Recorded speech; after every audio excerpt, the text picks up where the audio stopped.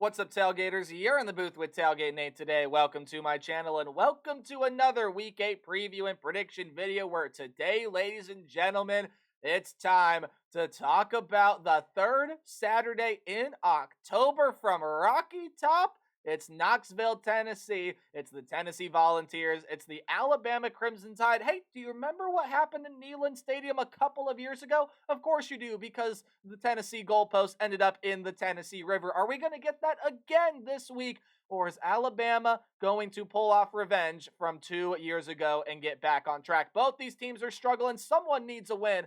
I'll tell you who I think it is here in just a little bit and tell you everything you need to know about the Volunteers and the Tide here in just a little bit. But before we do that, you guys know I got to say thank you for all the love and support I continue to receive in every single facet. If you're as big of a college football nerd as I am, I implore you to hit that subscribe button and ring the bell so you know when I upload and talk college football with me. Again, we talk a lot of college football here on the channel, and please interact with it in any way you can. Thank you so much for watching this video. You can also like, comment, and share if you would, please.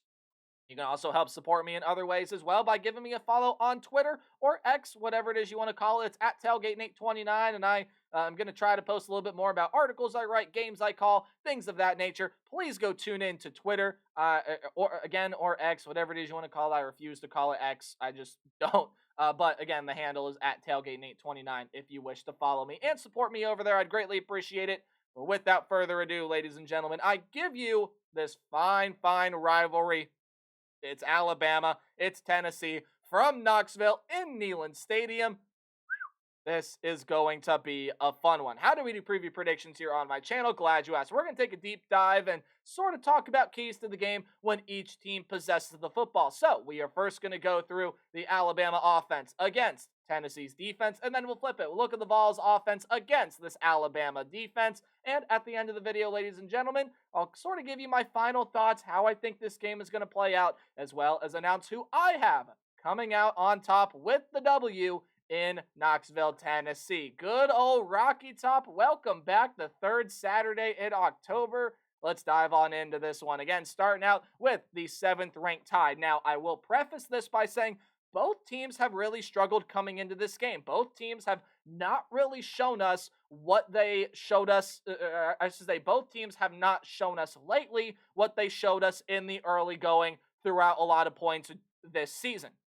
Again, let's start out with this Bama offense that still looks really, really good. This is not the problem area for the Alabama Crimson Tide, right? The problem area is not offensively. We'll talk about the defense here, but right now we got to talk about the Bama offense. Jalen Milroe has still just been absolutely fantastic. You take a look at his stat line here, 1,483 yards, 12 touchdowns, and 4 picks through the air, and then on the ground does have 319 yards and 11 rushing touchdowns so far this year. Behind him, Jam Miller and Haynes have been running the football really well. Jam Miller and Justice Haynes, that is. I forgot to say his first name. Wide receiver room has been fantastic. The true freshman Ryan Williams is absolutely sensational. Gio Bernard has been really, really good so far, or I should say Jeremy Bernard, my apologies, has been really good for this team as well. CJ Dupree, that tight end, has been big in moments, but other than that, I mean, it's been Milroe on the ground and Williams and Bernard through the air that have really driven this offense for the Alabama Crimson Tide. It is a balanced attack, it is a dangerous attack, and it's going to go up against the Tennessee defense that, well, quite honestly, has held its own. The secondary looks really good, only 170 passing yards per game. That's pretty darn impressive. 79.7 rushing yards per game. Hey, that's also still really darn impressive. And this is the Tennessee defensive front that has been able to get pressure to the quarterback. 12 sacks.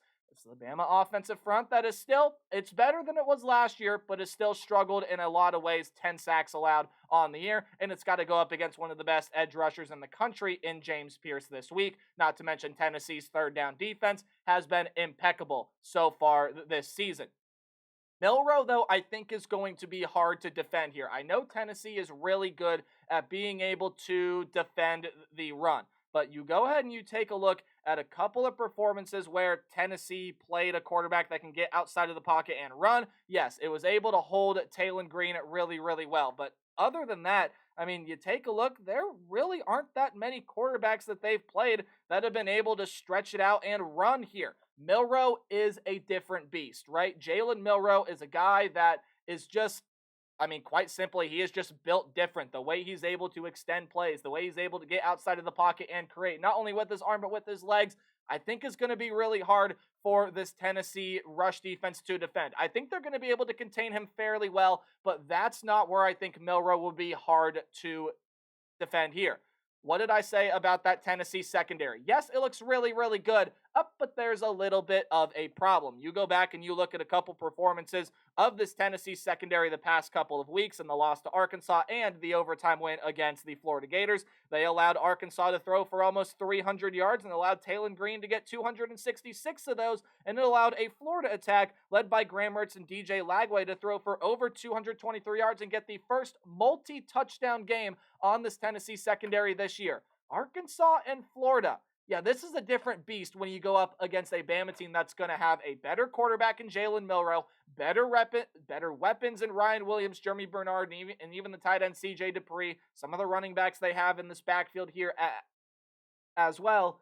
That is what is going to make this Bama offense really hard to defend. That's what's going to make Jalen Milroe really hard to defend because, yes, the secondary looks really good for Tennessee. On paper, it has some holes and it has some gaps, and we've seen that take place throughout their past couple games against Arkansas and against Florida. Bama, though, I do think is going to have a hard time running the football in the backfield. I think Jalen Milroe is going to be able to find his groove and really be able to run. But when you go ahead and you look at these running backs, I think that's where Tennessee has the advantage. I think they have the advantage when you look at the physicality on the line of scrimmage because this is the Tennessee defense that can live in the backfield. 12 sacks and many other tackles for loss here for this team. The third down defense is excellent. Again, to me, it's just defending that pass from Jalen Milroe that I think is going to be really, really tough. We've seen this Tennessee secondary struggle over the past couple of weeks. It's got to step up. It has got to play really, really well here. This is a Bama offense that can score like that. That was not a very good snap at all, but you guys understand what I mean. This is a lightning-fast offense, and it can strike lightning quick. Again, it scored in, 17 to 20 seconds, maybe even less than that against Wisconsin right before the half.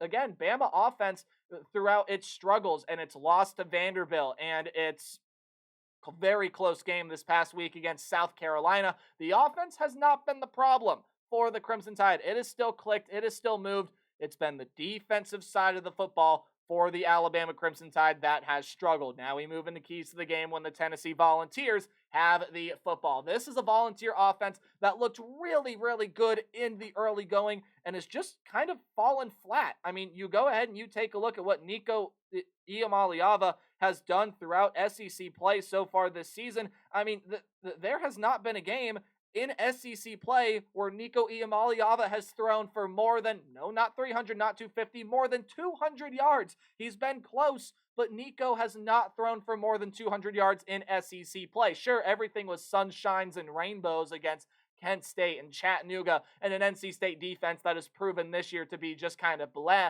You get into SEC play against some really physical, hard-nosed teams and against defenses that know how to defend the pass. This is a Tennessee team that has struggled, and that's why the Vol offense has really fallen flat. I do want to say, though, this is a run game that definitely has not fallen flat. In the game against Oklahoma, in their first SEC game of the season, 151 rushing yards for the Tennessee Volunteers. Okay, let's move on to the game against the Arkansas Razorbacks. Well, it improved 174 rushing yards there in that game with a couple of rushing touchdowns. And then the game against Florida, 143 rushing yards there in that game. Now, the game against Florida, they did only average 3.3 yards per carry, but they still ran the ball well against the Hogs, averaged almost 5 yards per carry there in that game. And then against the Oklahoma Sooners, getting it for you right now. Again, another performance where it just kind of had to run the football and struggled. Didn't even get 3 yards per carry. The rushing attack is what this team has relied on a lot more within SEC play. When you go up against a Bama defensive front that is really good at forcing turnovers, that is really good at generating pressure, not only getting pressure back to Nico Iamaleava, but also being able to create tackles for loss, that's going to be really, really scary. Now, again, you say, Nate, why has the Bama defense been a problem? It has, you take a look at the stats, and some of those don't look bad. Well, I'll get to that in a moment. But I do want to say well, actually, you know what? I'll save that for a little bit. Sorry, I couldn't decide what I wanted to talk about first. Let's talk about, Nate, what's been Bama's defensive problem, right? Like, why has Bama's defense struggled? They just haven't been able to get off the field. It started in the second half against Georgia, where Georgia really controlled the clock. And while the third down conversion percentage wasn't great for Georgia in that game, they made a couple conversions late that made that one interesting, but it especially comes through when you take a look at Vandy and South Carolina. And I mentioned third down conversions. You look at the bottom of your screen down there, 22.5%. That's all Bama is allowing on third down this year. You'd think, wow, that's really darn good, right? Well, again, that number is very skewed. Vanderbilt went 12 for 18 on third down there in that game. And then you look at the game against South Carolina this past week, the Gamecocks went darn near 50%, 7 for 15. This is the Bama third down defense that just can't get off the field right now. It cannot stop a team on third down to save its life, and that has to change against the Tennessee Volunteers. You give Nico Iamaleava, Dylan Sampson, and some of these weapons in the wide receiver room time to be able to find the hole and run patiently, or Nico Iamaleava time to sit in the pocket, settle, and throw a really good ball to one of these many talented wide receivers. If Bama cannot get off the field defensively, this could be a very, very, very long day for the Alabama Crimson Tide defense. But let's get to my big key here on this side of the football. I think it's got to be the trench play, right? The trench battle, I think, is going to dictate a lot, including pass protection here. If this is a Tennessee offense that wants to have their first 200 passing yard game in SEC play this season, which with the way Bama's defense has been struggling looks very plausible here, Tennessee has got to be able to protect Nico Iamaleava. You take a look at what Tennessee has done against, again, some of the pass rushes that it has faced once it has gotten into SEC play. You take a look at what the Oklahoma Sooners were able to do. Again, we know they have a really good pass rush, 3 sacks and 9 tackles for loss. Yeesh. All right, let's move on to the game against the Arkansas Razorbacks. It can't be as bad as that, right? Well, actually, I'm not sure, so let me check. Nope, in some ways it got even worse. 4 sacks on that game for the Arkansas Razorbacks. And then you go ahead and you take a look at the game against the Florida Gators. Florida was able to get 3 sacks. So tallying that up, I believe off the top of my head, that's 10 sacks right there since they've gotten into SEC play. The offensive line has struggled against the SEC pass rush, and Bama's got one of the better pass rushes the conference has to offer. Trench play will dictate a lot, and the trench battle right now I'll say is in favor of the Alabama Crimson Tide, and that's going to play into the Tide's favor a whole lot. Bama on the road is the favorite here, but again, both of these teams have struggled. Both of these teams are looking for a rebound. Both of these teams are looking for a game to come out and say, like, hey, the past couple of performances that we've had, we're going to put it behind us. We are going to move forward, and we are going to focus about playing championship level football. This is an extremely important game. The loser of this game is going to sit well behind the 8 ball, and with a lot of tough games coming up for both of these two teams, a lot of work to do to try to get into the college football playoff. But the third Saturday in October has never disappointed us. Again, 2022, it was fantastic. 2023, Bama ended up getting revenge at home. What's the storyline here in 2024? Well, I think it goes back to a lot of the things that I talked about. Offensively for Bama, they are an absolute wagon. And I think Jalen Milroe is going to be a huge difference maker in this game. And while, yes, this is the Bama defense that has struggled and has not been able to get off the field on third down, I think they're going to see some of those same struggles here in this one. But the battle in the trenches concerns me a lot when you talk about this Tennessee team. Their inability to be able to slow down opponents' pass rush at once they have been in SEC play. Nico Iamaleava's struggles in SEC play. I think that all plays into the hands of Bama, and Bama with this quick-hitting offense and Jalen Milroe being able to find some really, really talented weapons down the field, being able to rip off some big runs. I think that only helps Alabama in this case. I got a little bit of a weird score prediction here because I do see this being a little bit of a wonky game. I think both teams are going to have some moments where we're going to see some pretty awkward scoring things, but overall, I do think Bama is going to win this game. Again, I think they have the more explosive offense, and I realize I am right on that 3-point line there as well. Well, I mean, hey, if that tells you anything,